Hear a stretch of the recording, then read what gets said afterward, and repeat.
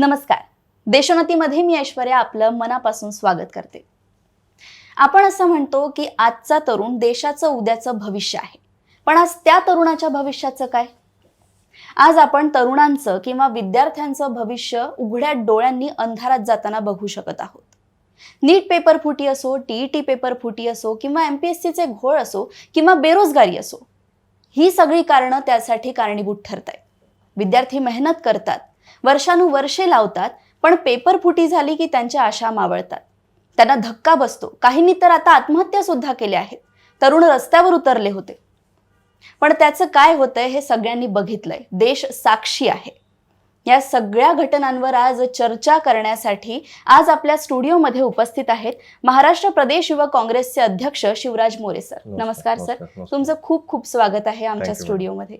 Sir, चर्चेची सुरुवात कालच्या मोर्चापासून करूया. युवक काँग्रेसने काल मोर्चा केला नितीन गडकरींच्या घरासमोर. तर त्याचा विषय काय होता, तुमचा मेन मुद्दा काय होता आणि मागण्या काय होत्या? नाही, विषय साधा सोपा होता. नितीन गडकरी गेल्या अनेक वर्षांपासून इथेनॉलचा प्रचार प्रसार करतायत. करायलाही हवा, काय त्याबद्दल दुमत नाही आहे. पण देशाचं कुठलंही इन्फ्रास्ट्रक्चर पूर्वतयारी न करता देशाच्या नागरिकांवरती इथेनॉल E20 धोरण हे लादण्यात आलं आणि त्यामुळे आपण पाहिलं असेल की अनेक गाड्यांचं नुकसान झालं, त्यांच्या ॲव्हरेजवरती फरक पडला. आणि हा बराच मोठा विषय आहे. क्रूड ऑइलची किंमत परदेशी बाजारात किती होती, भारतात आपण कितीला विकत घेत होतो, आणि काही आपल्या नातेवाईकांचं किंवा आपल्या कुटुंबाचं हित जोपासण्यासाठी संबंध देशाला वेठीस बांधण्याचं काम केलं गेलं आणि त्याचा विरोध करण्यासाठी आम्ही केलो. ही पॉलिसी लवकरात लवकर रद्द करण्यात यावी. आम्ही असं म्हणत नाही आपण सेल्फ सफिशियंट झालो पाहिजे, कोणावरती आपल्याला निर्भर राहण्याची गरज नाही आहे. इथेनॉलच्या माध्यमातून शेतकऱ्यांचा देखील फायदा झाला पाहिजे. महाराष्ट्रातच आपण विचार केला तर पश्चिम महाराष्ट्रामध्ये सगळा ऊस पट्टा आहे, तिथल्या शेतकऱ्यांचा फायदा झाला पाहिजे. पण हे करत असताना की त्याचं एक इन्फ्रास्ट्रक्चर बिल्टअप करणं गरजेचं आहे. आपण देशातील असं कुठलंही राज्य नाही जिथं आपण ह्या गोष्टी पायलट केल्या, किंवा आपण जगाचा विचार केला, ब्राझील किंवा अनेक देश असतील, सगळ्यांनी हे धोरण स्वीकारलं, वाढवलं. पण त्यांनी टप्प्याटप्प्याने ह्या सगळ्या गोष्टींमध्ये ते वाढवत गेले, वाढ करत गेले, एक्सपेरिमेंट करत गेले आणि त्या दिशेने त्यांनी वाटचाल केली. पण भारतामध्ये खूप गडबड केल्यामुळे अनेक नागरिकांचं मोठं नुकसान झालेलं आहे. आपण आज आपली गाडी घेत असताना प्रत्येक कुटुंबाचं स्वप्न असतं की आपल्या घरामध्ये एखादी 4 चाकी किंवा दुचाकी गाडी असली पाहिजे. बरोबर. आणि ही असताना लोक अनेक स्वप्न पाहत असताना EMI कार लोन किंवा बाईक लोन करतात आणि गाड्या घेतात. आणि अशा परिस्थितीमध्ये आपल्या पोटाला चिमटा काढून एक साधन विकत घेतल्यानंतर त्याची बिघाडी होती, ॲव्हरेजमध्ये मोठा मार बसतो. आज कामाच्या निमित्तानं, नोकरीच्या निमित्ताने असेल, व्यवसायाच्या निमित्ताने असेल, शाळा कॉलेज जायला असेल, आज प्रत्येकाला आपली गाडी लागते. आणि इंधनाचे दर एवढे वाढत चाललेले आहेत, त्यामध्ये ॲव्हरेजमध्ये मोठा मार पडत आहे. गाड्यांच्या मध्ये इंजिन्समध्ये बिघाडी येत आहे आणि ह्या सगळ्याचं एकंदरीत देशाच्या इकॉनॉमीवरती, देशाच्या नागरिकांवरती मोठा परिणाम होत आहे. या सगळ्या धोरणाचा विरोध करण्यासाठी कालचा मोर्चा होता आणि पुढच्या काळामध्ये देखील हा मोर्चा महाराष्ट्रभर आम्ही वाढवत नेऊ. कारण का हे धोरण जोपर्यंत सरकार मागं घेत नाही तोपर्यंत आमचा लढा चालू असेल. पण सर, सरकारचं म्हणणं हे आहे की आम्ही हे सगळं विकासासाठी करतो आहोत. आणि गडकरींनी आताच एक मुलाखत दिली होती मागे, तुम्ही सुद्धा बघितली असेल. त्यात त्यांचा दावा होता की या इथेनॉलमुळे शेतकऱ्यांना खूप मोठा फायदा झालाय. नाही, मला आपल्याला सांगायचं आहे की शेतकऱ्यांना फायदा होत असेल त्याबद्दल दुमत नाही आहे. ऊस उत्पादक शेतकऱ्यांना किती कारखाने FRP प्रमाणे हमीभाव देतात, तुम्ही त्याबद्दल अजून कडक कायदे करणे आवश्यक आहे. ते तुम्ही तिकडं काय पाहत नाहीये. तुम्ही साखर निर्यातीवरती तुम्ही जर थोडंसं लक्ष दिलं, तुम्ही इम्पोर्ट कमी केला तरी देखील शेतकऱ्यांचा फायदा होऊ शकतो. पण एकीकडे शेतकऱ्यांना खुश करायचं आणि दुसरीकडे शेतकऱ्यांचंच पेट्रोल किंवा डिझेलच्या माध्यमातून लूट करायची, हे बरोबर नाही. तुम्ही आवळा दाखवून तुम्ही कवळा काढून घेताय. आणि ह्या सगळ्या कंपनीज कोणाच्या होत्या, त्यामधून फायदा कोणाला झाला, कोणाच्या कंपनीचे एकदम शेअर्स वाढले, हे सगळ्या देशांनी पाहिलेलं आहे. त्यामध्ये कोणी सांगायची गरज नाही आहे. आणि हे काय आहे की मुंह में राम बगल में नथुराम, त्यातला हा प्रकार झाला. सर आता पेपर फुटीकडे येऊया. नीट पेपर फुटी झाली आणि देशात काय झालं सगळ्यांनीच बघितलंय. टीईटी पेपर फुटी सुद्धा झाली, एमपीएससीचे घोळ होतात, विद्यार्थी आंदोलन करतायत. तर यावर युवक काँग्रेसची काय भूमिका राहील? नाही, महाराष्ट्रामध्ये युथ काँग्रेसनी नीटचा जेव्हा पेपर लीक झाला, बातमी आली, त्यानंतर महाराष्ट्रामध्ये सगळ्यात प्रथम युथ काँग्रेसने इनिशिएटिव्ह घेऊन वेळोवेळी मोर्चे काढण्याची भूमिका घेतली. लातूरमध्ये असेल, नांदेड असेल, पुण्यामध्ये तर खूप प्रचंड मोठा मशाल मोर्चा झाला, कोल्हापूरला झाला, नागपूरला झाला. महाराष्ट्रातील प्रत्येक जिल्ह्यामध्ये आंदोलन करायची भूमिका युथ काँग्रेसने घेतली आणि जे पेपर फुटी झालेली आहे त्याच्याला निषेध करण्याचं काम आम्ही केलं. दुसरी बाजू असं आहे की नीटमध्ये जे आरोपी होते त्यांचं लिंकअप होतं, ते CBI पर्यंत त्याचे धागेदोरे देखील पोचवण्याचं काम हे युथ काँग्रेसने त्या काळात केली. त्यामुळे हे आरोपी पकडणं किंवा या सगळ्या गोष्टी बऱ्यापैकी घडल्या. त्यामध्ये देखील खारीचा वाटा युथ काँग्रेसचा आहे.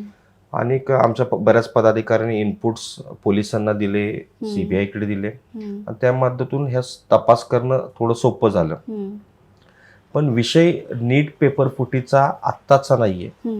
2024ला देखील पेपर फुटी झाली होती नीटची, तेव्हा देखील CBI एन्क्वायरी झाली, पण तेव्हा कोणावरती कडक कारवाई झाली नाही किंवा त्यामध्ये पुढच्या फक्त प्याद्यांना अटक करण्यात आलं, त्यांना थोडे दिवस जेलमध्ये ठेवले, परत ते सुटले. आणि या सगळ्या पेपर फुटी प्रकरणामध्ये चेहरे बदलतात पण रॅकेट तेच आहे हे निदर्शनास येतं. आणि हा मोठा बिझनेस झालेला आहे. एक पेपरची किंमत 25-25 लाख, 40-40 लाख रुपये आहे आणि त्या मानाने शिक्षा फार हलकी आहे. तर यामध्ये सरकारने कठोर कायदा आणला पाहिजे, कडक कायदा आणला पाहिजे. उद्या कोणी पेपर फोडायचं जरी म्हणलं तर त्याचे हातपाय कापले पाहिजे, एवढा कठोर कायदा या देशामध्ये आणला पाहिजे. कारण का 23 लाख विद्यार्थ्यांचं नुकसान करण्याचं काम या सरकारने केलेलं आहे आणि वारंवार पेपर लीक्स होत आहेत. आज महाराष्ट्रामध्ये ह्या 2-3 महिन्यामध्ये आपण पाहिलं असेल की नीटचा पेपर फुटला, TETचा पेपर फुटला, MPSCच्या ड्रग इन्स्पेक्टरचा देखील पेपर हे झालेला आहे. आणि MSCET मध्ये पण किती मोठ्या प्रमाणामध्ये घोळ आपण पाहिलेला आहे, त्यामध्ये देखील सगळ्या गोष्टी आहेत. आणि हा एक बिझनेस चालू केलेला आहे का असा आमचा एक आरोप आहे. कारण का MPSC पेपर फुटी प्रकरणामध्ये सरकारच्या जवळपास निगडीत सरकारच्या जे मेन मंत्री आहेत किंवा पदाधिकारी आहेत त्यांच्या आजूबाजूला फिरणारे कार्यकर्ते त्यामध्ये दिसत आहेत. आपण पाहिलं असेल की पुण्यामध्ये पण देखील आता आमचं आंदोलन चालू आहे. PMC JEEचा देखील पेपर फुटला, त्याचे पुरावे आम्ही सादर करतोय, दाखवतोय. मग सरकार जर 22 लाख 23 लाख नीटच्या विद्यार्थ्यांची परीक्षा नीट घेऊ शकत नाही, TETच्या 6.5 लाख विद्यार्थ्यांची परीक्षा नीट घेऊ शकत नाही, तर हे सरकार कसं चालवणार आहे? सरकारचं आपण हे कारभार पाहिला तर सरकार कसं टिकतंय? आणि जे ह्या सगळ्या डिप्रेशनमध्ये जाऊन विद्यार्थ्यांनी जी आत्महत्या केलेली आहे त्यांना साधं एक पत्र सुद्धा सरकार लिहू शकलं नाही की आम्ही तुमच्या दुःखामध्ये सामील आहोत आणि शोक व्यक्त सुद्धा केला नाही किंवा सरकारचा एखादा प्रतिनिधी त्यांच्या घरामध्ये जाऊन भेटला सुद्धा नाही. तिथला स्थानिक आमदार किंवा खासदारांनीच देखील धैर्य दाखवलं नाही की आपण जाऊन भेटलं पाहिजे, त्या कुटुंबाचं सांत्वन केलं पाहिजे. आणि हा सगळा रोष सगळ्यांच्या मनामध्ये होतो. कारण का एखादा विद्यार्थी घडत असताना त्याच्या कुटुंबाचं, नातेवाईकांचं, त्याच्या शिक्षकांचं, सगळ्यांचं मोठं योगदान असतं. कारण का एखादा विद्यार्थीला नीटची परीक्षा देत असताना त्याचे आई वडील असतील, नातेवाईक असतील, हे अहोरात्र प्रयत्न करतात. आपले स्वतःचे जे काही ॲम्बिशन्स असतील ते देखील ते कॉम्प्रोमाइज करतात. एज्युकेशन लोन काढतात, सोनं गहाण ठेवतात, जमिनी गहाण ठेवतात, पण चांगल्या कोचिंगला आपला मुलगा मुलगी पाठवतात. आणि हे सगळं घडत असताना एक आर्थिक नुकसान आहे, मानसिक त्रास आहे आणि जे अभ्यासाचा फ्लो असतो किंवा जे परफॉर्म आपण करत असतो, पेपर फुटी झाल्यामुळे एकदम त्या विद्यार्थ्याच्या मनावरती परिणाम होतो आणि या सगळ्या व्यवस्थेवरचा त्याचा विश्वास उडून जातो.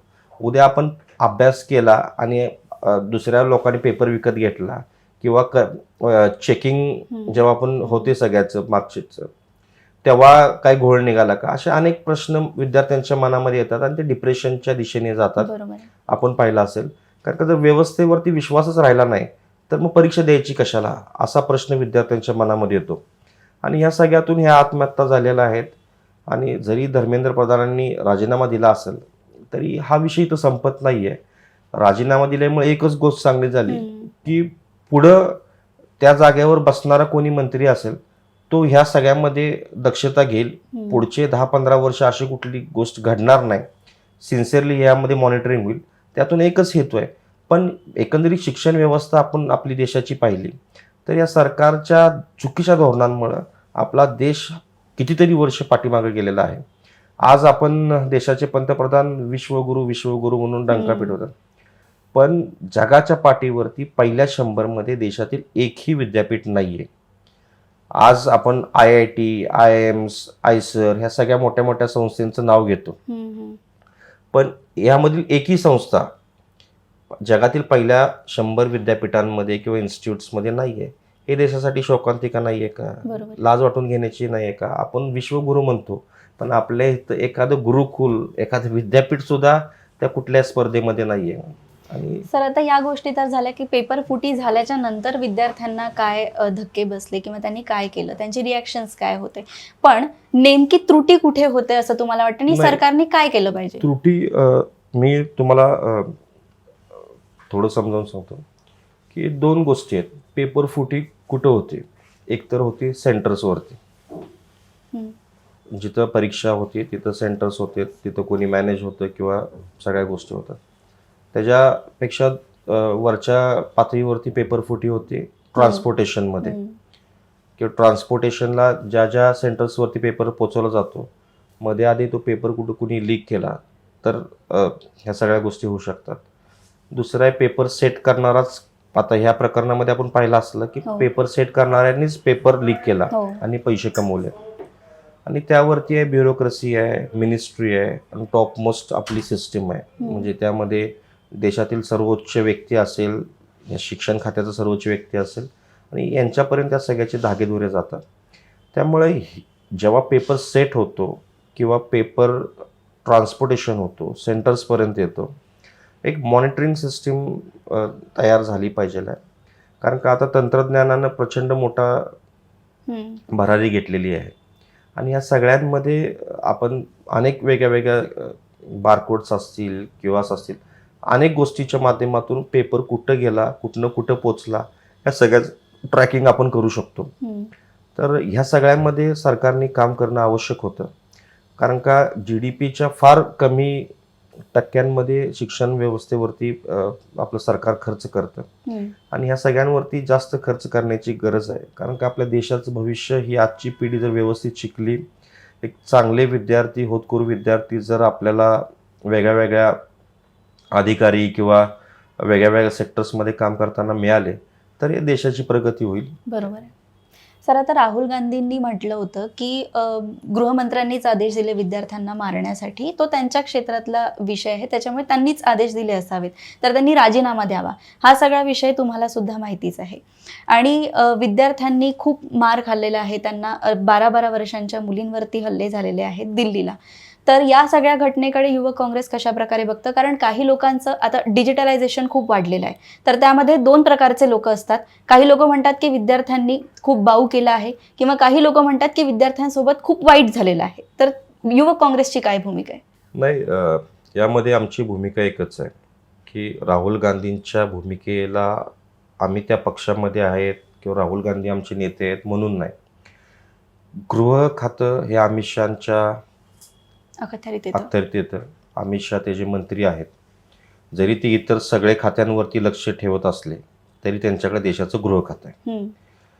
एक तर काय, अमित शहांच्या आदेशाने लाठीचार्ज झाला, विद्यार्थ्यांना मारण्यात आलं, एक गोष्ट. जर अमित शहा म्हणत असतील मी कुठला आदेश दिलेला नाही, मला ह्याबद्दल काय माहिती नाही आहे, तर ते देशाचं गृह खातं सांभाळण्याच्या योग्यतेचे नाही आहेत. कारण का पार्लमेंट, संसद असेल किंवा आपले सगळे मंत्रालय असतील, तिथून अमित शहाचं घर असेल, हम्म. देशातील सगळ्यात हायेस्ट सिक्युरिटी एरिया, तिथं जर हे प्रोटेस्ट होते, तिथं लाठीचार्ज होते हम्म. आणि देशाच्या गृहमंत्र्याला माहीत नाहीये असं होऊ शकत नाही. हम्म. त्यामुळे ह्यामध्ये सरकार बनवाबनवीची भूमिका घेते. लाठीचार्ज झाला तर 100% झाला, त्याचे व्हिज्युअल्स आपण सगळ्यांनी पाहिले. हम्म. तिथं मुलांना किती वर्षाचं आहे ते पाहिलं गेलं नाही, मारहाण झाली, कपडे फाटूपर्यंत मारहाण झाली. हम्म. मुलींना मारहाण झाली, त्यांचा विनयभंग करण्याचा प्रयत्न केला, पोलिसांनी केला, पोलिसांचे कपडे घालून असणारे काही गुंडांनी केला, विदाऊट बॅचेसचे पोलीस होते, हम्म. सिव्हिलमध्ये पोलिसांचे हेल्मेट्स आणि काट्या घेऊन असणारे पोलीस होते, असं लोक होते आणि मारहाण झाली. पॅलेट गनचा वापर करण्यात आला, काही ठिकाणी AK-47चा देखील वापर करण्यात आला, हम्म. दगडफेक पोलिसांनी केली. हम्म. हे सगळ्याचे व्हिज्युअल्स आहेत, बरोबर. सगळ्यांकडे आहेत आणि त्यामध्ये सरकार ह्याचं नाकारू शकत नाही की पोलिसांकडून मारहाण झाली. हजारो मुलामुलींना मारण्यात आलं आणि अक्षरशः त्यांनी कुठला मोठा अपराध केल्यासारखं मारण्यात आलं. त्यातील एका विद्यार्थिनीची देखील बळी गेला त्यामध्ये, हम्म. ती बिचारी वारली.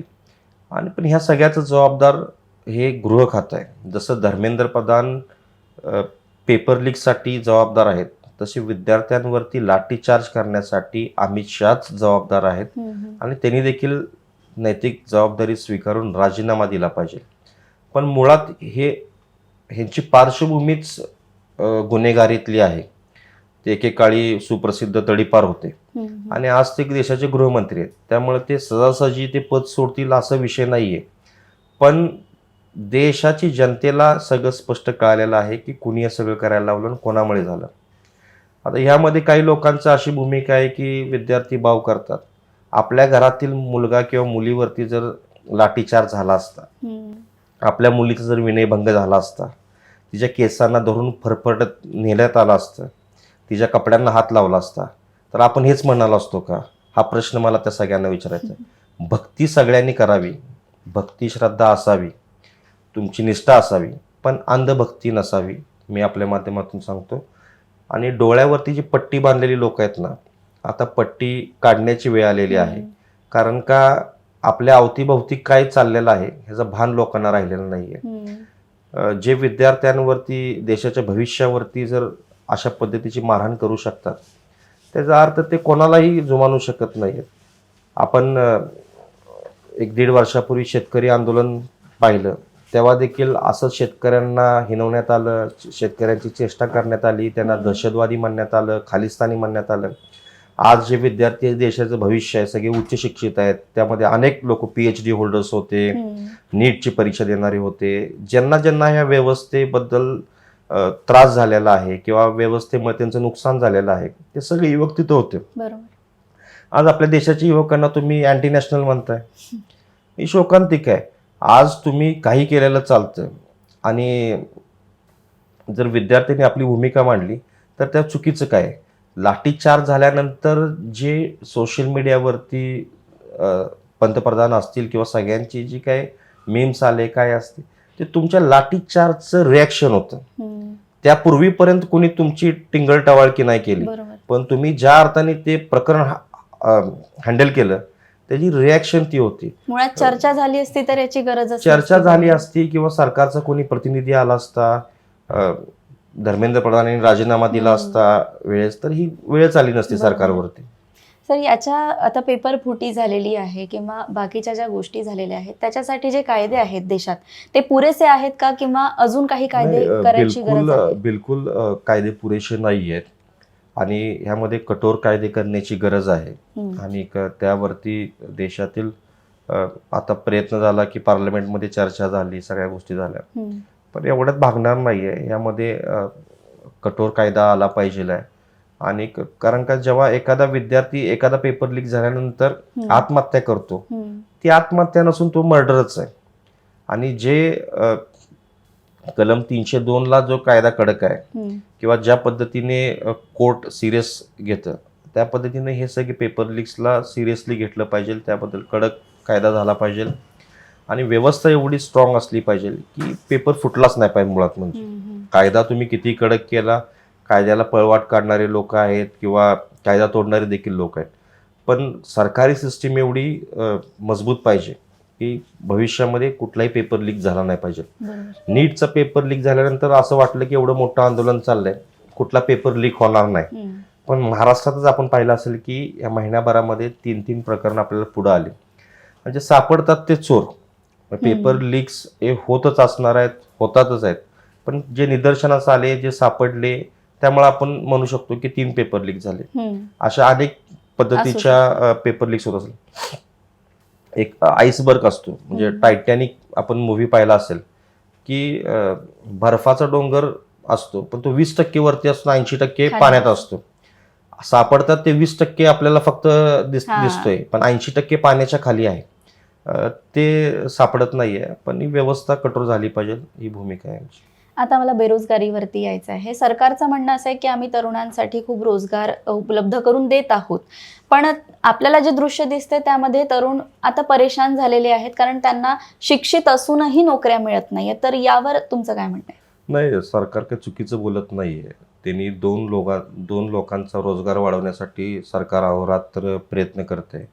एक आहेत मिस्टर अंबानी आणि एक आहेत मिस्टर अदानी. आणि त्या दोघांचं भविष्य कसं चांगलं होईल, त्यांच्या पुढच्या 200 पिढ्या कशा व्यवस्थित जगतील, त्यासाठी सरकार अहोरात्र प्रयत्न करते. बाकी सर्वसामान्य जनतेचा विषय झाला तर सर्वसामान्य जनतेचं सरकारला काही पडलेलं नाही आहे. देशाच्या पंतप्रधानांनी सांगितलेलं आहे की तुम्ही पकोडे विकून देखील तुमचं उदरनिर्वाह करू शकता, तुम्ही रील्स बनवून देखील करू शकता. आणि हा विजन असणारा जर देशाला पंतप्रधान लाभला असेल तर देशाची तरुणांनी अजून अपेक्षा काय केली पाहिजे. कारण का बेरोजगारी आपल्या देशामध्ये प्रचंड मोठ्या प्रमाणात वाढत आहे. बेरोजगारी वाढल्यामुळे गुन्हेगारी वाढते आणि गुन्हेगारीमुळे सगळ्या व्यवस्था डिस्टर्ब आहेत. बेरोजगारीच्या बाबतीत सरकार काम करते म्हणत असेल तर महाराष्ट्रामध्ये गेल्या 10 वर्षामध्ये कुठला प्रोजेक्ट आणला सरकारने दाखवावं. आणला असेल तर तो उभा राहिला का, त्यामुळे किती लोकांना रोजगार मिळाला, या सगळ्याची चार्जशीट सरकारने जनतेपुढे आणावी. तुम्ही प्रत्येक वेळी डावोसला जाता, MOU साईन करता, पण तुम्ही करार साईन करून त्यातून आउटपुट काय होत नाही. असे कितीतरी करार केले जातात, ते कचऱ्याच्या टोपलीत जातात. पण वास्तवामध्ये किती तुम्ही प्रोजेक्ट्स आणले, त्यामुळे किती लोकांची रोजगार निर्मिती झाली, हे जे आकडे सरकारने जनतेपुढे जाहीर करावे.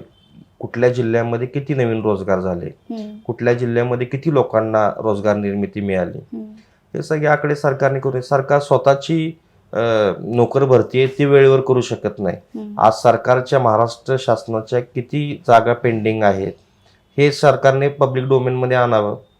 आणि स्वतःची सरकार भरती, नोकर भरती जर करू शकत नाही सरकार, तर इतर सेक्टर्समध्ये ते काय काम करणार, हा विषय आहे. पण लोकांची देखील भूमिका बदललेली आहे. पूर्वी लोक थोडंसं, रोज आपण घरामध्ये काय होतं की रोज गोड खातो आणि गोड खाल्ल्यानंतर लोकांना वाटतं की नाही आज ठेचा खाऊया. तर आज लोकांनी ठेचा खाल्ला, त्यांचं भरपूर खाल्ला, तोंड भाजलेलं आहे. त्यामुळे लोकांना कळालेलं आहे की हे चुकीचं चाललेलं आहे, बदल होतोय. पण सरकारला अजून देखील वेळ गेलेली नाही आहे.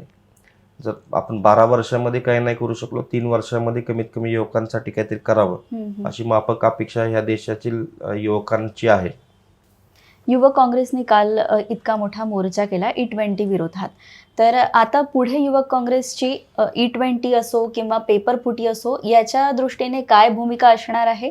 आणि असं म्हणतात की आंदोलन केल्यानेच फक्त आंदोलन केल्यानेच प्रश्न सुटत नाहीत, तर तुमच्याकडे ठोस प्लॅन काय आहे? नाही, ठोस प्लॅन आमच्याकडे अनेक गोष्टींचा आहे.